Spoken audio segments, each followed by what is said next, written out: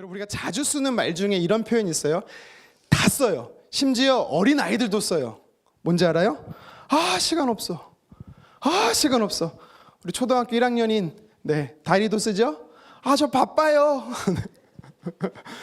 바쁘다 바빠. 이런 말 굉장히 자주 써요. 그렇죠? 남녀노소 불문하고 다 씁니다. 심지어 저도 써요. 외국 사람들이 우리나라 사람에게 빨리빨리 그래요. 예. 와서 노동자로 있는 분들도 그렇지만, 그러니까 한국 사람의 이미지가 그렇게 각인된 거예요. 뭔가 쫓기고 뭔가 분주하고 바쁘다라는 것을 이야기하는 것입니다. 여러분, 바쁘다라는 건 물론 좋아요. 좋은 거지만 결국에는요, 쫓기며 산다라는 것입니다. 그 정해진 기간, 정해진 시간, 또 약속된 그 기한 내에 그 일을 완성하고 완료하고 다 만들어야 되고 끝내야 하는 쫓기는 상황이 놓일 때가 있어요. 그걸 딱 끝냈어요. 그러면 자유가 주어집니까? 아니죠. 우리나라는 어때요? 7부 능선을 넘으면 8부 능선이 나와요. 그 일을 마치면 또 다른 엄청난 과중된 일이 계속 옵니다. 사역을 해보면서 그래요. 예. 물론 저희 목회자만 그런 게 아닐 겁니다. 여러분의 삶에도 다 그렇습니다. 자녀들을요, 뱃속에 있을 때 태어나만 줬으면 좋겠다. 안 그럽니까? 태어나면 살 것 같죠? 태어났는데 잘 시간이 없어. 그렇지 않습니까? 좀 지가 알아서 걸었으면 좋겠어. 신용은 하는데 사람처럼 살았으면 좋겠다. 그래서 걸어요. 그러면 그때 행복합니까? 여기 쥐어받고 저기 쥐어받고 이거 또 깨트리고 막 더 바빠 쫓아다니더라고. 저도 이제 학부모잖아요. 아이들이 청소년이 되고 하니까 물론 이제 육체적으로는 덜 피곤해지는데요, 심적으로 사실은 더 기도하게 되고 더 마음이 신경이 쓰여요. 그러니까 편할 날이 없다라는 거예요. 편할 날이. 우리는요, 계속해서 쫓기고 안 하면 안 되고 그러는 삶을 삽니다. 그러니까 삶에 여유가 없어요. 심리적인 압박, 일명 스트레스가 다 있습니다. 스트레스 없는 사람 있어요? 저 병원에서 뭐라는지 알아요? 직업이 뭐예요? 왜 이렇게 젊은데 스트레스를 받아요? 스트레스 받지 마요. 속으로 아멘. 안 줘도 스트레스 받는 게, 남이 안 줘도 받는 게 우리예요. 그렇지 않습니까? 고무줄을 당겨본 적 있죠? 고무줄을 당기면 어떻게 돼요? 팽팽하게 긴장되다가 놓으면 어떻게 돼요? 다시 원래대로, 느슨해지긴 하지만 원래대로 돌아옵니다. 이걸 우리가 회복 탄력성이라고 말해요. 여러분, 우리 사람에게도요, 막 바쁘게 뛰잖아요. 그러면 뭔가 팽팽하게 삶이, 긴장감이 계속 유지됩니다. 이걸 그래서 어떻게 해줘야 되냐면, 쉼이라는, 하나님께서는 안식이라는 것을 통해서요, 회복의 시간을 허락해 주세요. 그래서 그게 회복이 꼭 필요해요. 근데 회복하지 않고 계속 당기잖아요. 어떻게 돼요? 다 알다시피 끊어집니다. 끊어지면 어떻게 돼요? 더 이상 일어날 수 없는 상태, 소진된 상태가 되어버리는 것입니다. 어쩌면 우리나라 사회가, 또 제가 볼 때 우리 성도님들도 그럴 것 같아요. 굉장히 분주하고 바쁠 뿐만 아니라, 그리고 뭔가 쫓기며, 심지어 피로사회. 피로사회를 넘어서 어떤 분들은요, 주일날 보면 계속 눈 감고 계세요. 제가 올라올 때도 눈 감고 계시고, 축도해도 그때 이제 눈 뜨시는데 얼마나 피곤하면 그러실까. 절대로 오해하지 마세요. 제가 설교해서 재운 게 아니라 원래 주무시고 계셨던 거를 제가 혹시 깰까봐 살짝 설교하는 거예요. 농담입니다. 피곤하고 소진되고 힘들어하는 모습이 저도 있고 여러분들은 있다라는 겁니다. 예수님을 믿어서 하나님의 자녀라고 아예 없는 게 아닙니다. 또 제가 볼 때 성도님들 안에 보여지는 모습이 뭔가 하면, 정말 행복했으면 좋겠어요. 우리 교회 구호가 뭐예요? 우리 교회 구호가 뭡니까? 물론 건강이 먼저예요. 뭐 건강이 먼저든 행복이 먼저든, 일단 건강하고 행복한 교회잖아요. 건강한 교회, 행복한 교회. 근데 구호는 행복합시다라고 말하는데 어때요? 모르겠어요. 정말 행복하실까? 물론 행복한 것도 있죠. 하지만 행복하지 않은 모습도 있는 것 같아요. 또 뭔가 열심히 살아내는 것 같아요. 분주하게 살아내는 것 같아요. 근데 무엇을 위해서, 어떤 목적으로 열심히 달려가는가, 그 방향성을 잃어버리고 계신 분도 있지 않을까라는 생각이 제 안에 있습니다. 여러분, 그러다 보면 분주하고 바쁘고 쫓기고 행복하지 않고, 그러면 불안하고 불안정한 삶을 살게 돼요. 그거를 끊임없이 반복하잖아요. 그럼 여러분들 육체적뿐만 아니라 정서적, 정신적으로도 여러분 방전이 됩니다. 가뜩이나 요즘 세상 어떻습니까? 시끄럽죠. 저 사실 뉴스 보는 거 되게 좋아하거든요. 심지어 뉴스 보는 게 너무 좋아서 외국 뉴스도 봐요. 들어보셨나요? 네. CNN이라고 들어보셨나요? 네. 네. 막 뭐라고 하는데 못 알아듣긴 해요. 근데 국제 정세도 어렵고 정치적으로도 경제적으로 너무 어려운 얘기만 나오고, 심지어 얼마 전에 트럼프 대통령이 취임하면서 아직 굳이 안 해도 되는 말을 했죠. 북한은 핵보유국이다. 그래갖고 이제 우리나라가 긴장하게 되는 거예요. 가뜩이나 뭐 여기저기 중동이든 뭐 러시아든 우크라이나 뭐 어디든 뭐 대만도 마찬가지고 계속 전쟁이 뭔가 긴장 속에 있는데 갑자기 한반도도 전쟁국 딱 말해버리니까 그럼 왠지 위축되지 않습니까? 그래서요, 성도들뿐만 아니라 세상의 사람들, 제가 이번 주에 나가서 봤거든요. 여러분 지하철 타보시면 알겠지만 환하게 웃는 사람 별로 없습니다. 물론 다 핸드폰 보느라고 웃는 사람 있긴 한데, 다들 뭐라고 써져 있냐면 얼굴에 걱정 중, 염려 중, 근심 중, 건들지 마. 네. 약간 그런 느낌을 제가 받았어요. 우리만 그런 게 아닙니다. 오늘 본문에 등장하는 이 시를 쓰고 이 시의 저자인 다윗도요, 그의 인생을 보면 한낱 양치기에서 목동에서 한 나라의 왕이 되는 인생 역전도 일어나지만, 그의 인생을요 쭉 관통해서 보면 정말 굴곡 많은 인생 살았습니다. 쉽지 않은 인생 살았어요. 어려서부터 아버지 양떼를 치면서요, 그는 외로움을 견뎌내야 했습니다. 청소년 시기에 외로움을 견뎌내야 했어요. 아니, 청소년 전부터, 아주 어릴 때부터 외로움을 견뎌내야 했어요. 양치는 건 쉽지가 않습니다. 밤새야 돼요. 짐승이 밤에 공격하기 때문에요, 낮에도 양쳐야 되지만 밤에는 지켜야 됩니다. 사무엘을 통해 왕의 기름 부음이 됐을 때 골리앗을 물리치고 나서 인생이 풀릴 줄 알았거든요. 근데 본격적으로 그때부터 다윗이 뭐 한지 알아요? 전쟁에 나가서 싸워야 돼요. 물론 승승장구합니다. 쉬울 것 같습니까? 목숨 내걸고 생명 내걸고 하는 전쟁이기 때문에 내가 오늘 나가서 살아 돌아올 수 있을까 하는 확신이 없어요. 그런 삶을요 쭉 살아야 돼요. 얼마나 긴장 속에 살았겠습니까? 그런데 사울이 죽인 사람은 천천히요, 다윗이 죽인 사람 만만이라. 다윗을 칭송하는 노래가 들리니까 사울왕이 어떻게 해요? 자기의 딸의 남편이에요. 뭐예요 그러면? 사위잖아요. 사위는 백년손님인데 자기의 가족이 됐음에도 불구하고 죽이려고 하잖아요. 그래서 도망자의 삶을 그때부터 10년 동안 삽니다. 그가 왕이 되고 나서요, 그러면 30살에 헤브론에서 왕이 되고 37살에 예루살렘에서 33년 동안 통일 이스라엘 다스리면서 그는 늘 쉬웠을까요? 아닙니다. 왕은요 의무적으로 1년에 한 번씩 전쟁 나가야 돼요. 물론 가서 하는 건 없어요. 그냥 이겼다 선포만 하면 되는 건데 늘 전쟁을 나가야 돼요. 그리고 아시다시피 그 인생의 말년에는 뭐가 있었습니까? 사랑하는 아들이었던 압살롬이 쿠데타를 반역을 일으키죠. 그래서 어떻게 해요? 예루살렘을요 도망쳐 나가는 수모를 겪어야만 했습니다. 참 그의 인생은요 쉽지 않았어요. 늘 분주하고 쫓겼어요. 긴장을 늦출 수 없는 상태입니다. 그런데요, 그러면 굉장히 영적으로도 다운되고 영적으로도 심취할 것 같거든요. 근데 다윗은 그러지 않았다라는 겁니다. 퀘스천이 들어요. 질문이 들어요. 그러면 하나님의 사람인 다윗은 어떻게 그 위기를 어떻게 이겨내고 극복하고 견뎌냈을까? 위기 탈출 능력이 뭘까? 라는 궁금증이 듭니다. 그거에 대해서 오늘 성경은요 16편을 통해서 우리에게 이야기하는 것입니다. 성경을 가지고 계신 분도 있을 거고 또 어플로 보시는 분도 있겠지만 이 16편의 표지라고 하는 제목처럼 뭐라고 쓰여져 있죠? 성경 없나요? 띄워주세요. 다윗의 믹담이라고 쓰여져 있어요. 믹담이라는 것은요 히브리어로 무슨 뜻이냐면 깊이 새기다라는 뜻이에요. 중요하게 여기다라는 뜻입니다. 그러니까 학자들은요, 그래서 이 믹담이란, 다윗의 믹담이라는 뜻을 가지고 어떻게 해석하냐면 금 같은 시라고 표현해요.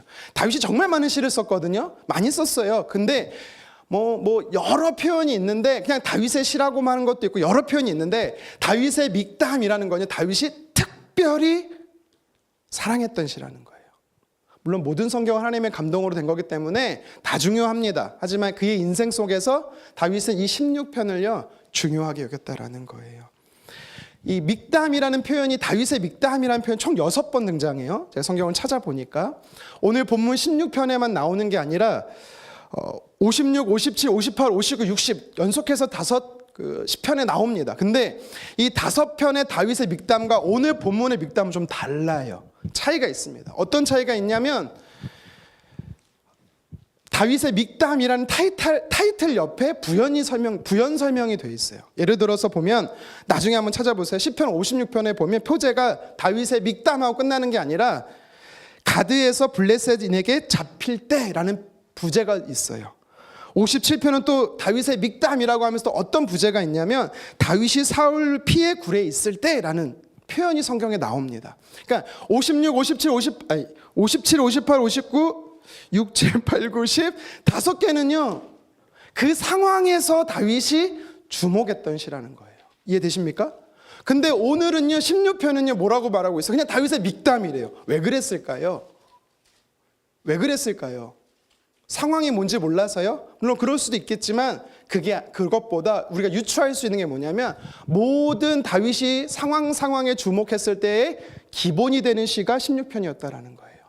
뿐만 아니라 그 상황에는 그 시를 읊었지만 모든 순간순간 어려서부터 그가 나이가 들었을 때도 다윗은요 위기가 오잖아요. 어려움이 오잖아요. 그럼 16편을 묵상했다라는 거예요. 여러분 이해되시겠습니까? 그래서 16편이, 모든 성경은 다 중요하고 모든 시는, 다윗의 시는 다 중요하지만 특별히 16편은요 금 같은 시라는 거예요. 할 수만 있으면 암송하십시오. 저는 안 할 겁니다. 농담이고요. 정말 중요한 시라는 거예요.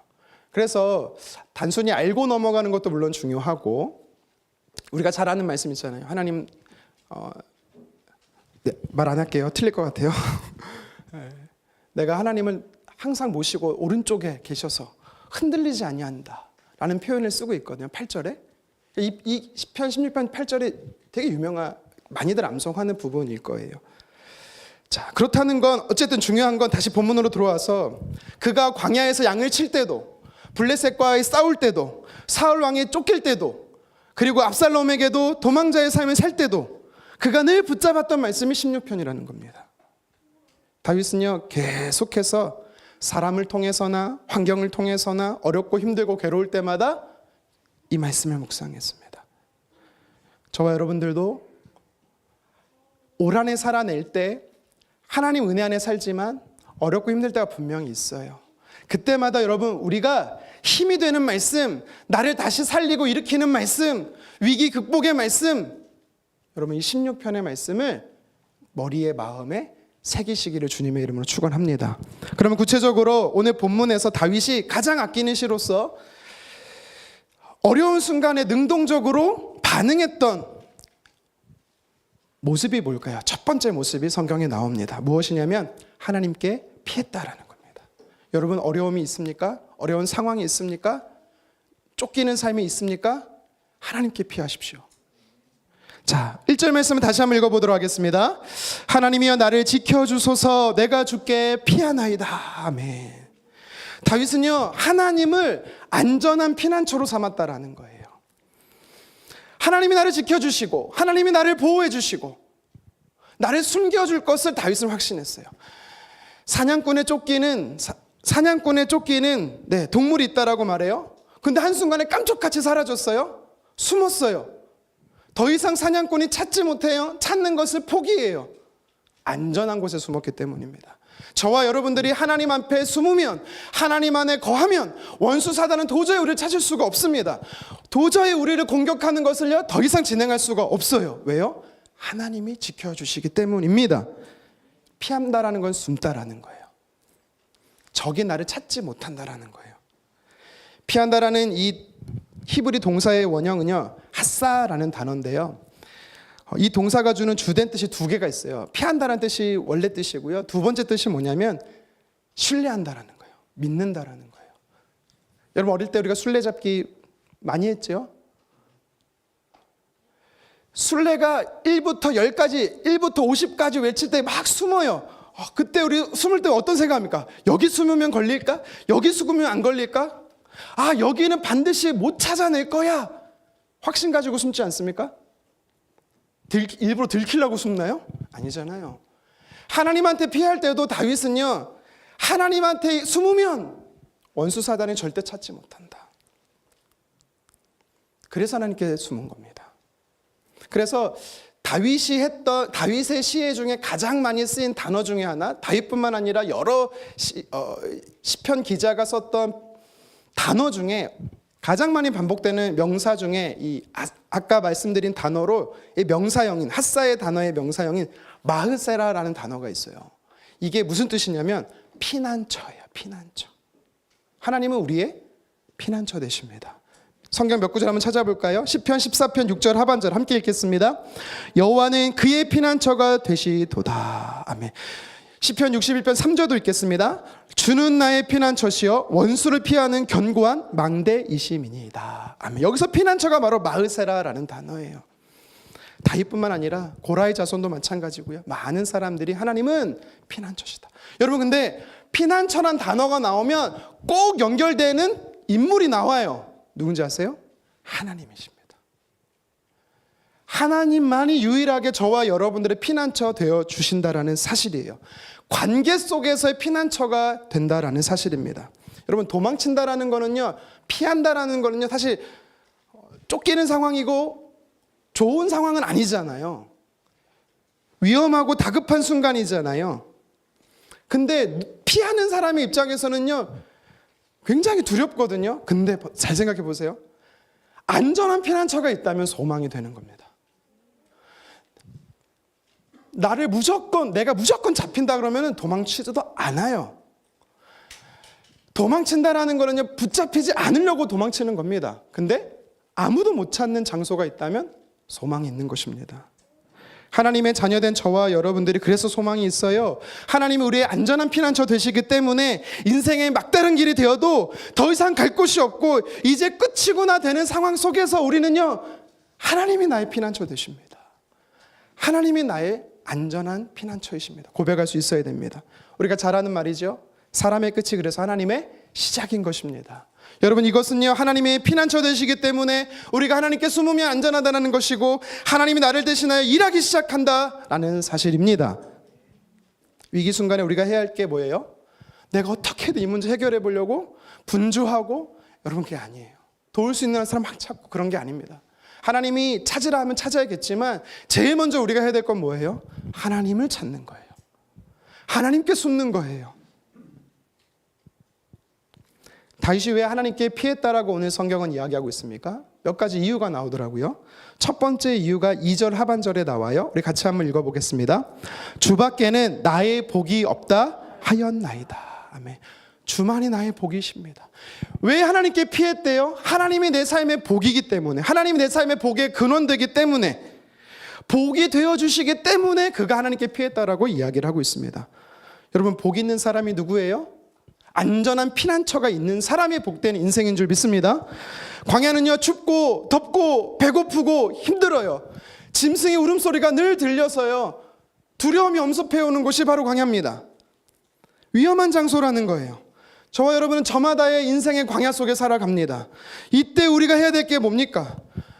문제 있고 어렵고 힘든 건 다 매한가지예요. 근데 인생의 사람은 두 종류입니다. 어떤 종류예요?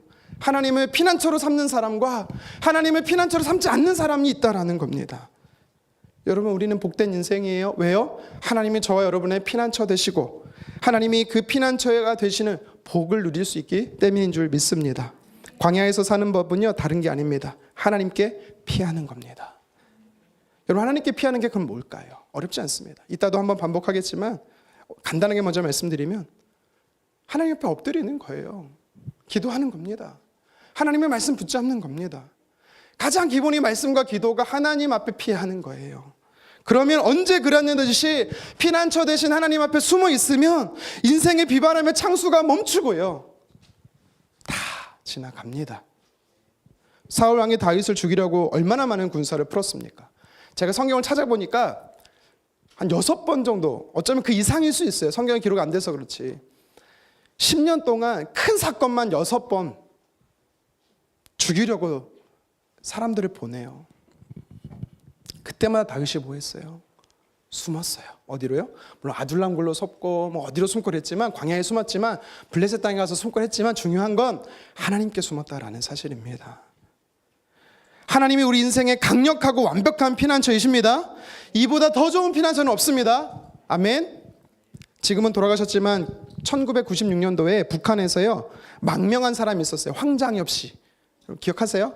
네, 북한 노동당. 제가 알기로는 그탑 몇이죠? 3위였나 4위였나 그런 높은 사람이 망명했어요, 우리나라를. 그래갖고 막 그 다음 97년도에 북한에서 막 죽여야 된다고 막 이 사람 때리고 막 그랬던 기사가 제 기억나거든요.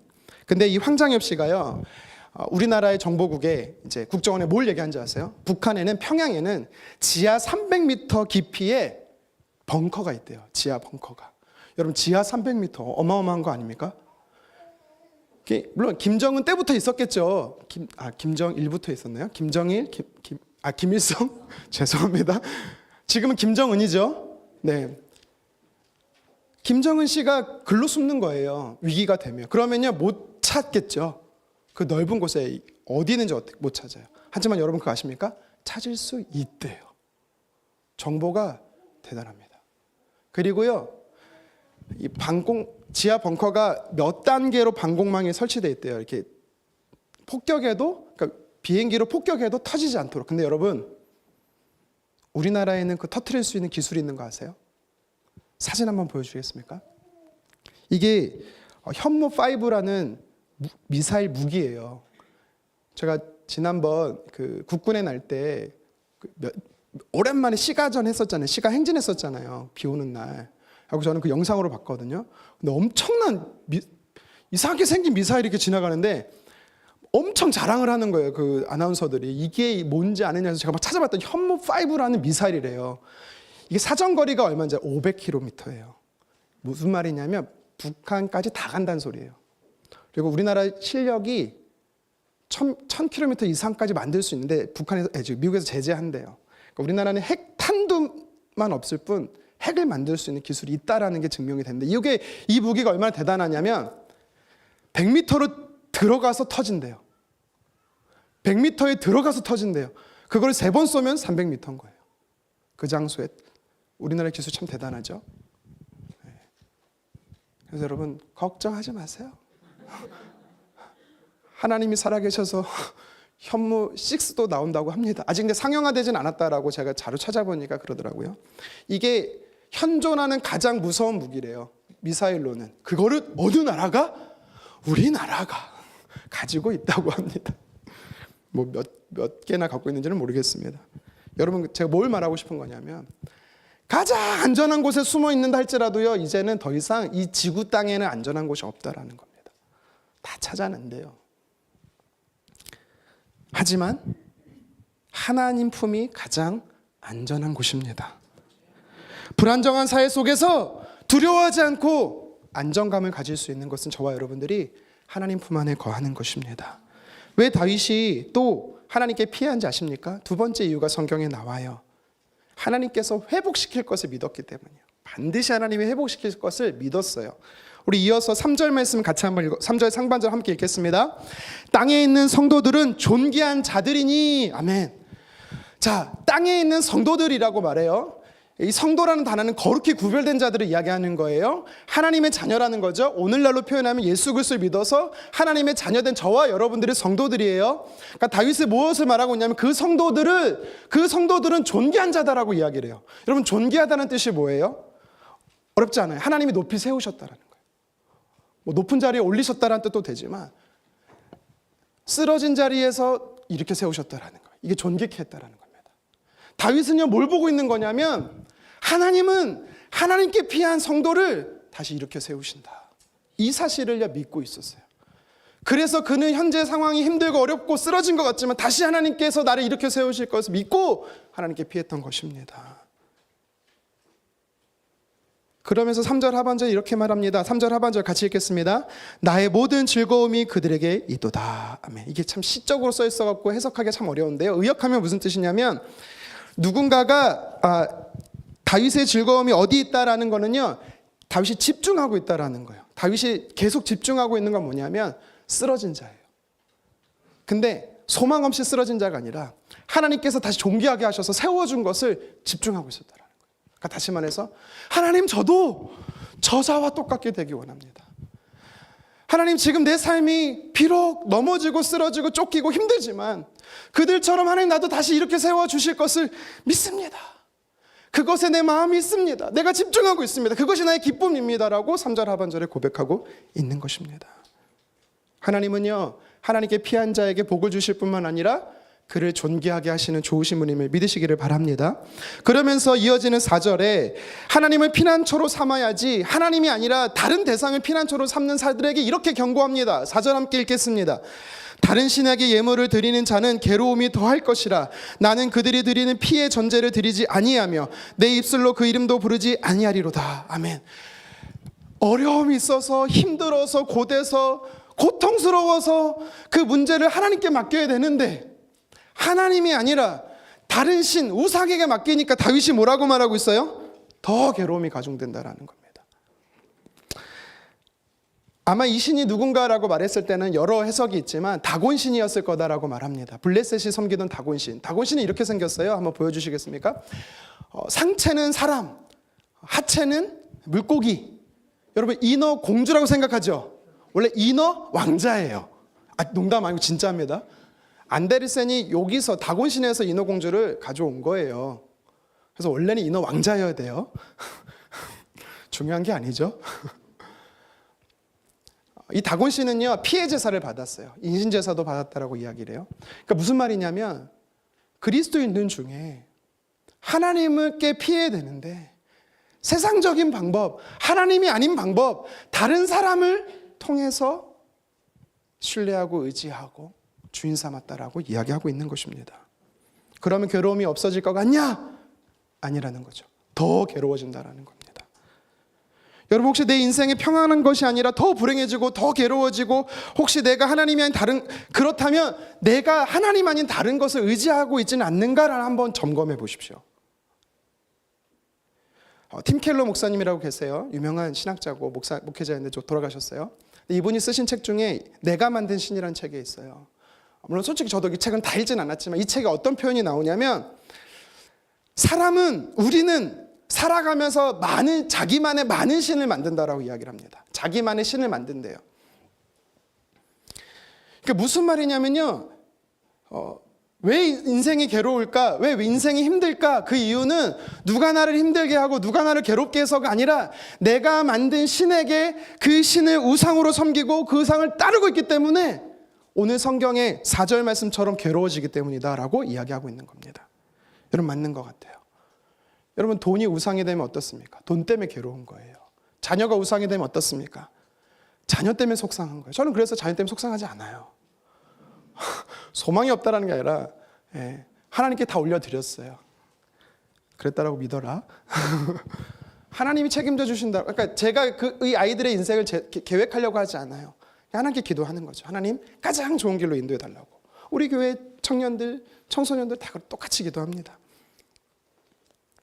현대신학자 헨리 나우에는 이런 말을 했어요. 우리가 원하는 것을 추구하는데 너무 몰두하면 추구하는 게 나쁜 게 아니에요. 하지만 그것이 우선순위 되면 결국 우리의 하나님이 된다라고 이야기를 했어요. 무슨 말이에요? 우상이라는 거예요.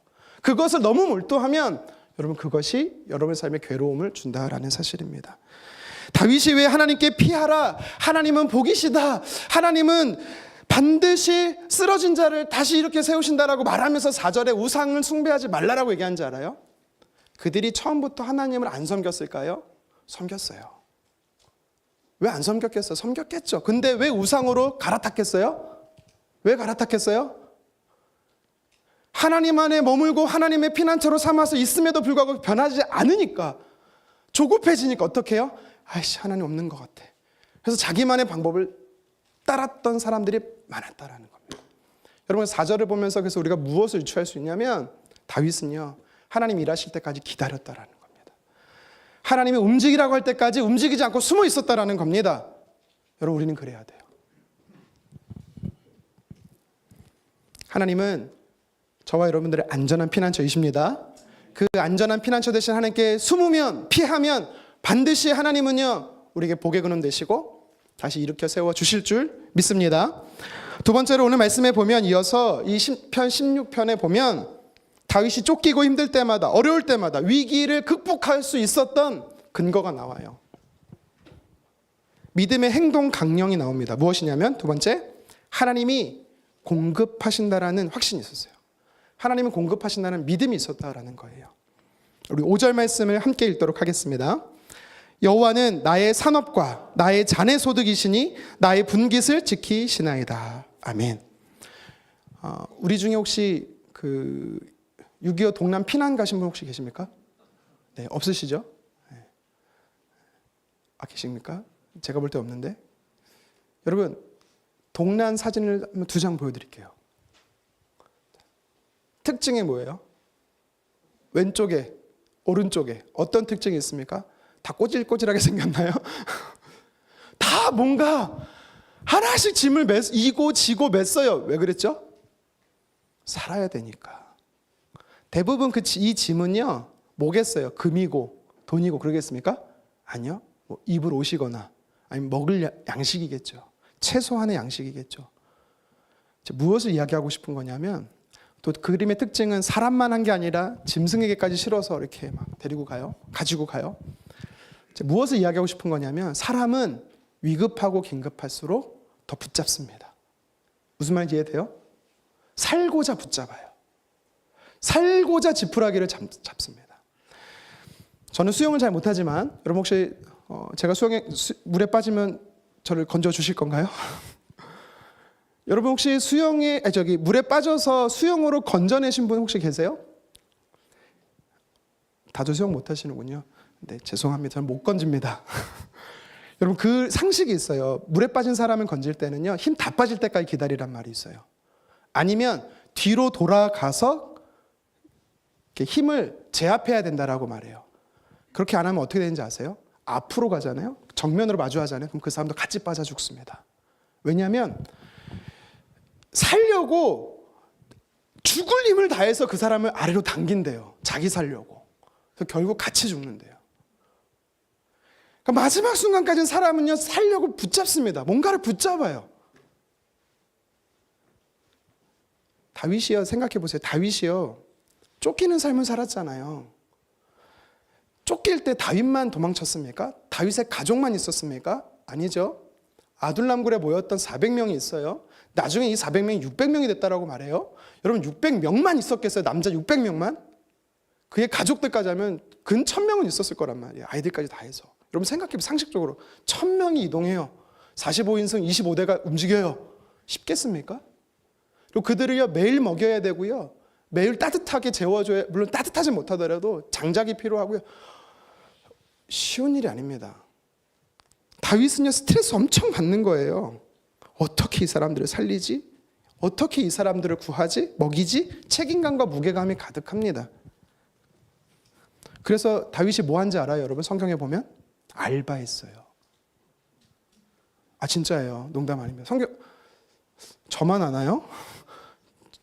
사무엘한가요? 사무엘상 25장에 보면 다윗이 어떤 알바를 하는지 아세요? 모르는군요.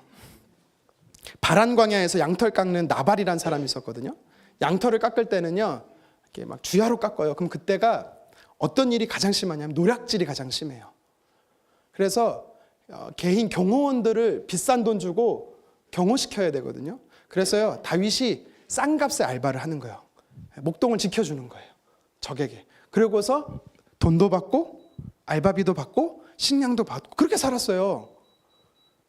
알바라고 하니까 이상하죠? 단기 알바를 통해 생계를 유지했습니다. 지금 쫓겨요. 아무것도 없어요. 그러면 다윗도 붙잡게 돼 있거든요. 살고자 발버둥 치게 돼 있거든요. 근데 다윗이 뭐라고 말합니까? 5절에 하나님이 나의 산업이고 하나님이 나의 자네 소득이고 하나님이 나의 분기시다라고 말해요. 엄청난 고백이죠. 무슨 말입니까? 하나님이 내 삶에 공급하신다라는 거예요. 하나님이 우리 삶 안에 공급자 되어 주신다라는 겁니다. 여러분 구약성경 그 6번째 책이 뭐죠? 창세기는 알겠고 신명기요? 여호수아잖아요. 여호수아는 큰 주제가 2개예요. 땅을 정복하고 땅을 분배했다라는 게 핵심 주제거든요. 땅을 정복하고 분배할 때 12지파에게 쫙 분배해 줍니다. 어떻게 분배합니까? 다음 사진 보시면 요단 동편과 요단 서편은 이렇게 분배해요. 12지파예요. 근데 여러분 여기서요, 요셉이라는 이름이 빠지고 그의 아들 2아들 므낫세와 에브라임이 2지파가 돼서 12지파가 됩니다. 그럼 원래는 13지파여야 돼요. 그렇지 않아요? 근데 누가 빠졌어요? 레위가 빠졌어요. 왠지 아십니까? 하나님이 일부러 레위 지파를 뺐어요. 모세를 통해서요, 레위는 땅을 안 줘 그랬어요. 우리 같이 한번 말씀 읽어볼까요? 신명기 10장 9절 시작. 그러므로 레위는 그 형제 중에 분깃이 없으며 기업이 없고 내 하나님 여호와께서 그에게 말씀하신 같이 여호와가 그의 기업이 되시리라. 아멘. 레위는요, 땅이 없어요. 그는요, 하나님이 주시면 먹어야 돼요. 하나님이 사람을 통해서 공급해 주시는 것을 먹어야 돼요. 다른 사람들은요, 주신 땅에서 노동해야 되고 농사 지어야 되고 씨를 뿌리고 추수해야 살 수 있었지만, 추수 안 하지만 곡식을 뿌리지 않고 또한 거두진 않지만 하나님이 공급해 주셔야 돼요. 일부러 하나님이 그 공동체 안에서 보게 하셨어요. 13분의 1, 물론 수치로 맞진 않지만. 지금 다윗의 상황이 레위와 같아요. 어디로 가야 되고 어디서 무엇을 할지 아무것도 없습니다. 보장된 것이 아무것도 없어요. 근데 하나님이 그 무려 근 10년 동안 채워주시는 거예요. 그러니까 다윗이요, 늘 하나님의 은혜를 경험하니까 확신이 들어요. 어떤 확신? 이번에도 쫓기지만, 이번에도 도망치지만 반드시 하나님 살게 하신다. 반드시 공급하신다. 여러분 지금 현대사회를 우리가 살고 있잖아요. 엄청난 과학기술의 시대를 살고 있잖아요. 여러분 근데 과거에 채집과 수렵사회로 살 때가요, 더 행복했을 수 있대요. 역사학자들이 말하기를. 왠지 아세요? 오늘 우리 시대는 어때요? 오늘 내가 먹을 수는 있지만 내일 내가 먹을 수 있는지는 보장이 안 되는 사회예요. 그렇죠? 근데 채집과 수렵 시대는 다르대요. 큰 산에서, 광활한 들판에서, 바다에서 그냥 가면 먹을 게 있는 거예요. 어제도 먹었고 오늘도 먹었고 내일도 당연히 먹는다라고 그렇게 살았대요. 다시 말해서 하나님이 준다라는 고백은 못하지만 그냥 언제든지 당연히 자연은 우리에게 먹을 것을 준다라고 생각했대요. 근데 여러분 요즘 시대 어때요? 노게인, 노페인, 노게인. 영어가 들통났죠? 노력하지 않으면, 고통이 없으면 수확이 없다라는 거예요. 이게 오늘날 시대의 경제 원칙이에요. 하지만 다윗은 뭐라고 말해요? 하나님이 공급하신다. 하나님이 채워주신다. 기적과 같은 일이 한 번 일어나잖아요. 그러면 경이로운 일이라고 말해요. 그러니까 말 그대로 기적이라고 말해요. 근데 그게요, 하루 되고 일주일이 되고 한 달이 되고 1년이 되고 매일 되잖아요. 그러면 더 이상 그건 기적이 아니라 상식인 거예요. 일상인 거예요. 이스라엘 백성들이 그랬잖아요. 광야 이스라엘 백성들이 가나안을 향해 가면서 구름 기둥과 불 기둥이 늘 있어요. 엄청난 기적이거든요. 매일 하늘에서요 만나가 내려요. 엄청난 기적이거든요.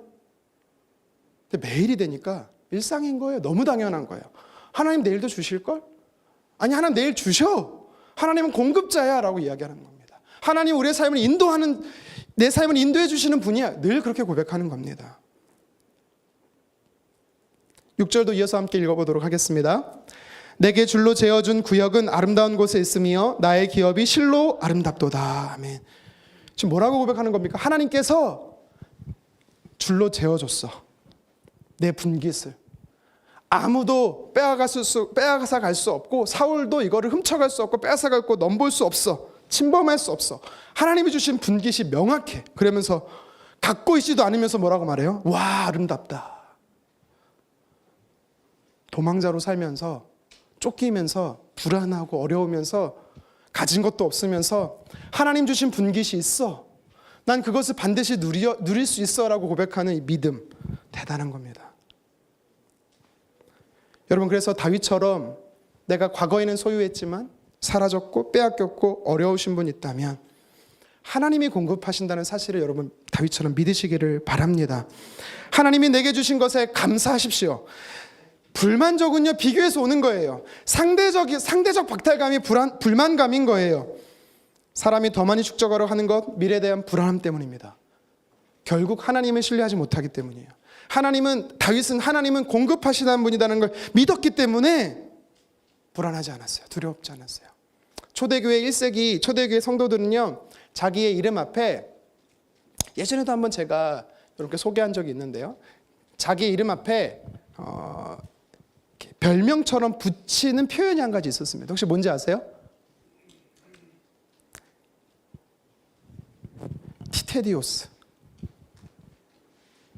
그래서 바울, 티테디오스 바울이라는 거예요. 디테디오스인가? 헷갈리네요 갑자기. 네. 모르는데 그냥 아는 척하면 되는데 그냥. 그래서 제 이름을 부르자는 거면 티테디오스 우강이라고 말합니다.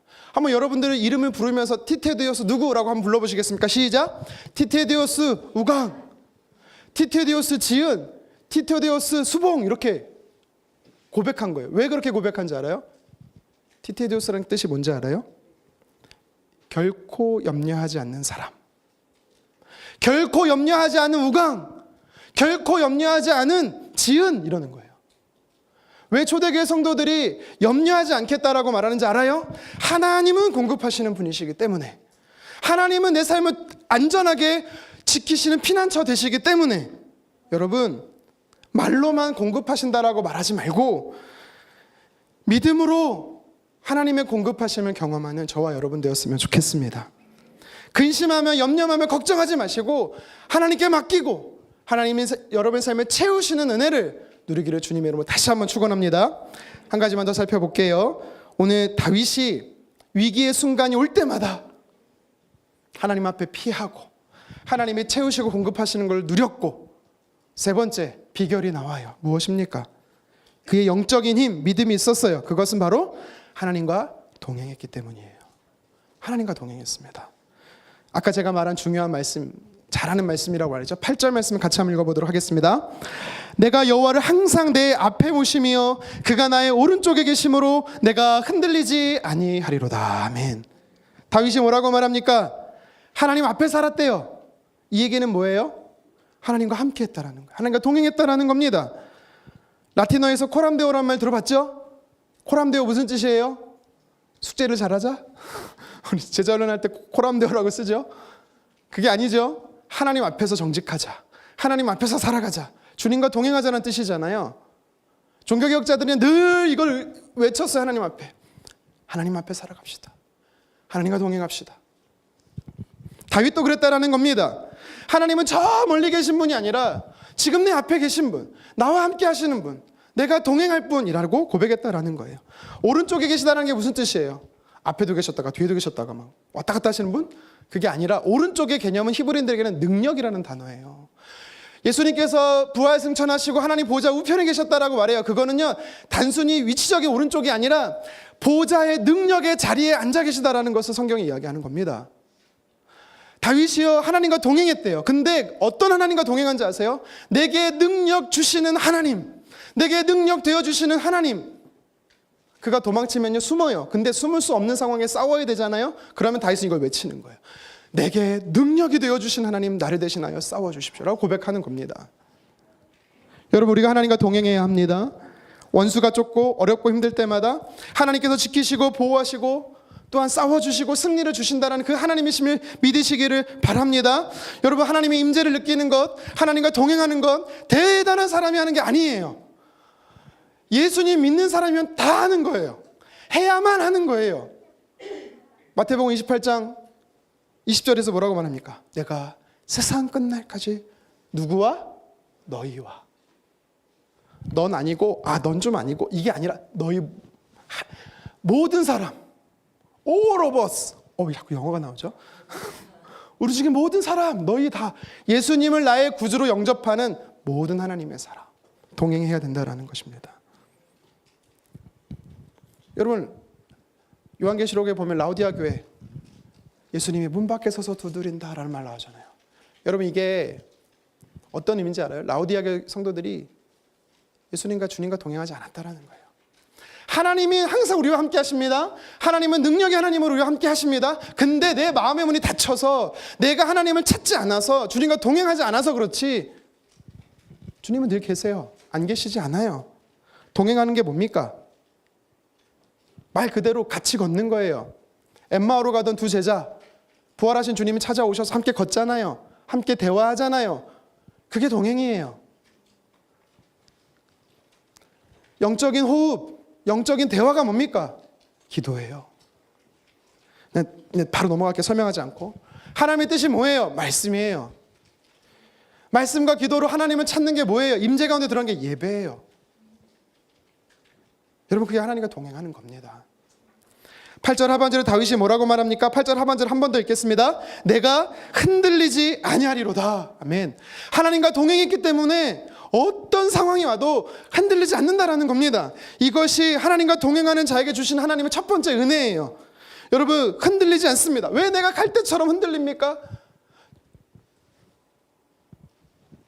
하나님과 동행하지 않아서 그래요.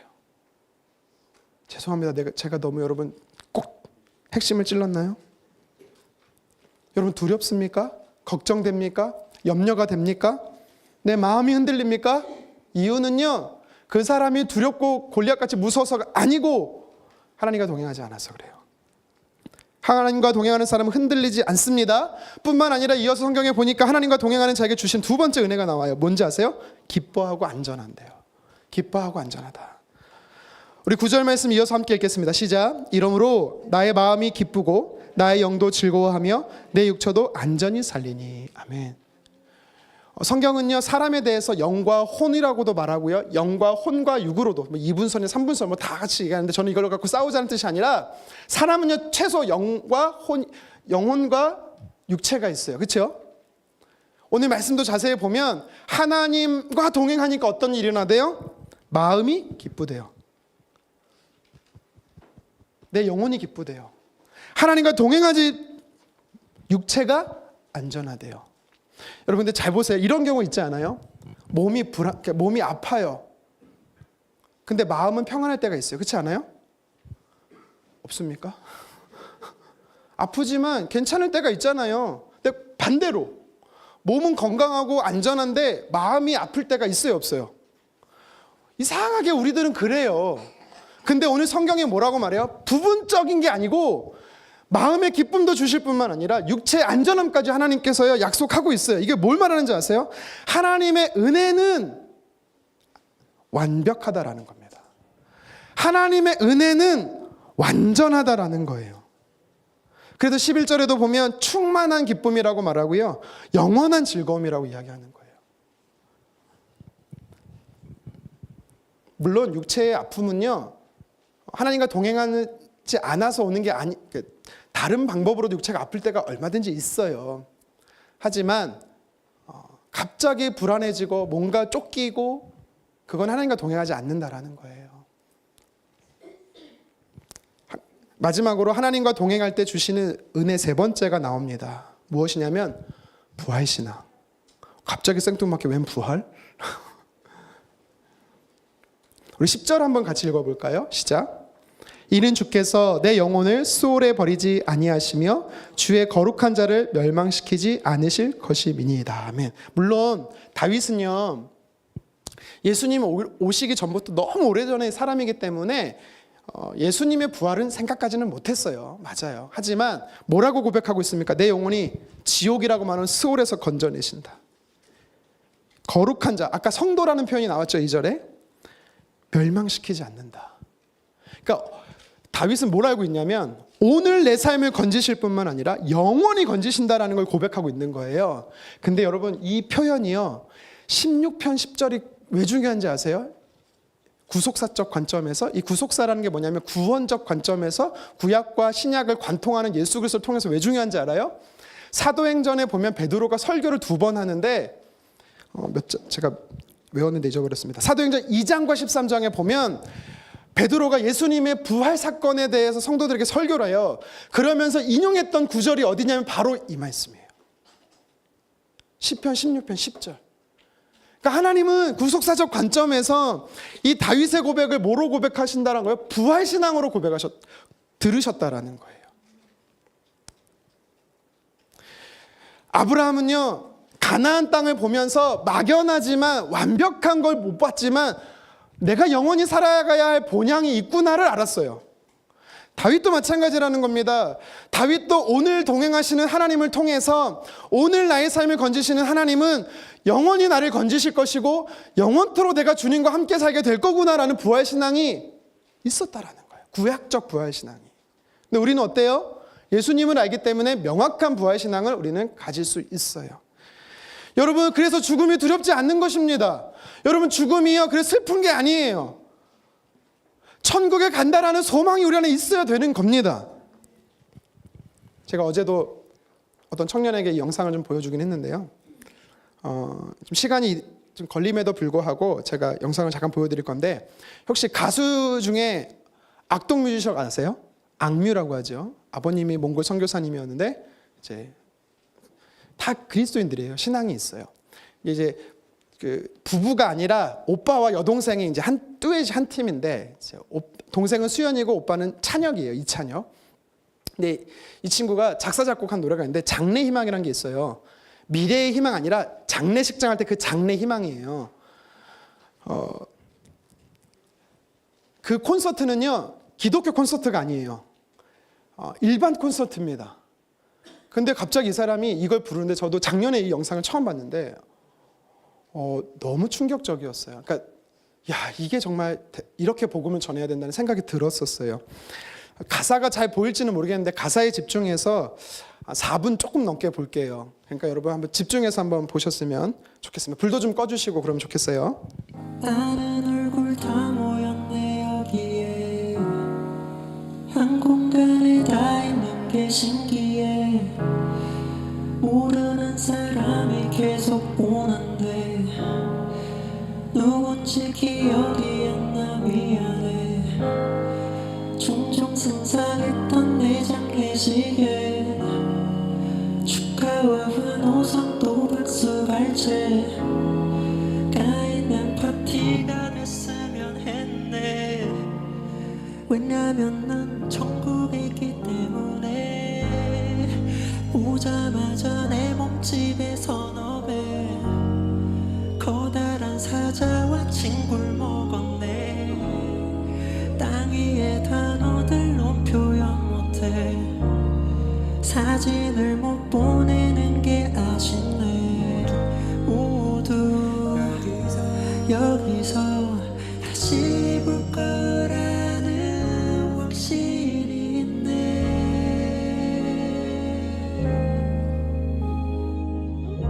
내 맘을 가져가지.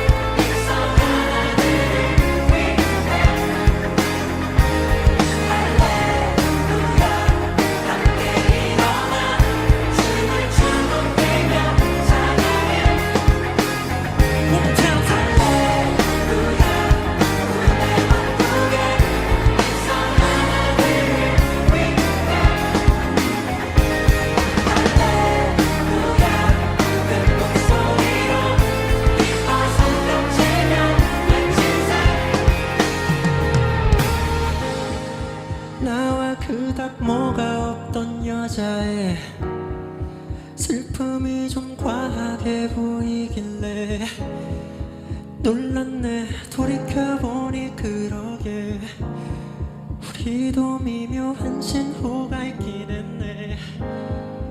머리를 쾅 한 대 맞은 듯하네. 이제 머린 없지만 알기 쉽게 모든 걸 알지 못했기 때문에 못 갖고 즐거웠어. 삶이란 게 한쪽엔 내가 생전 좋아했던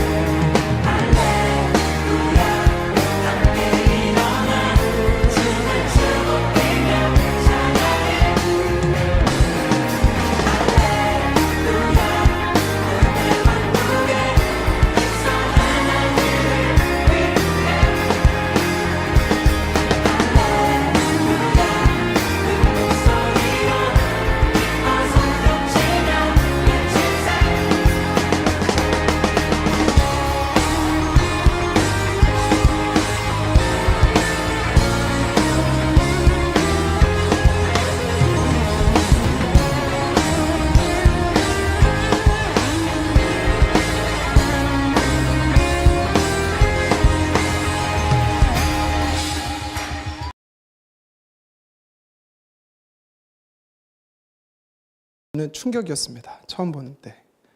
왜냐하면 아까도 말했지만 기독교 집회가 아니에요. 일반 락집 뭐 그런 집회였는데 할렐루야가 나오고 저는 좀 처음에 충격이었고, 가사가 이렇게 나옵니다. 꿈의 왕국안 입성한 아들을 위해. 와, 이거 되게 성경적 표현이고, 물론 당연히 이게 복음이에요. 제가 볼 때는 꿈의 왕국, 천국 입성하는 아들, 본인을 맞아주시는 하나님. 그래서 춤을 추는데 제가 누구로 연상된지 알아요? 다윗이 연상됐어요. 하나님의 법궤가 다윗성에 들어올 때 뭐 옷이 벗겨지는 줄 모르고 막 춤춰요. 근데요, 여러분 그거 봤습니까? 막 이래요? 막 사람들이 뭔지는 모르겠어요. 이게 막 이래요? 안 믿는 사람들이에요, 다. 근데 그들이요, 이 영상 밑에 코멘트를 다 리플을 다는데 뭐라고 달았냐면, 찬혁이가 말하는 꿈의 왕국이 어딜까? 약간 이런 식으로 리플이 달려 있어요. 참 좋은 곳일까? 최근에 무한에 비행기 사고 있었잖아요. 누가 그런 말 했어요. 무한에서 죽은 분들이 그 천국에 있기를 소망합니다라고 막 글을 남기는 걸 보면 제가 좀 마음이 좀 짠하긴 했는데, 여러분 우리가 천국에 입성한다는 사실이요, 슬픈 게 아니라니까요. 그리고 보면서 알겠지만 관에 들어가는 게 충격이었습니다. 관에 들어가는 게 이게 이 천국에 이미 들어간 사람이 자기 장례식장에 보고 있는 거를 설명해 주는 거예요. 부활신앙인 거예요. 이게 나는 천국에 있기 때문에, 이런 말이 나오잖아요. 천국에 있기 때문에, 천국에 갈 거기 때문에. 다윗이 그랬다니까요. 여러분 근데 혹시 마지막 영상에 관에 쓰여져 있던 글귀 뭐라고 써있는지 혹시 보셨어요? 네, 사진 한번 보여주시겠어요? 에러예요, 에러.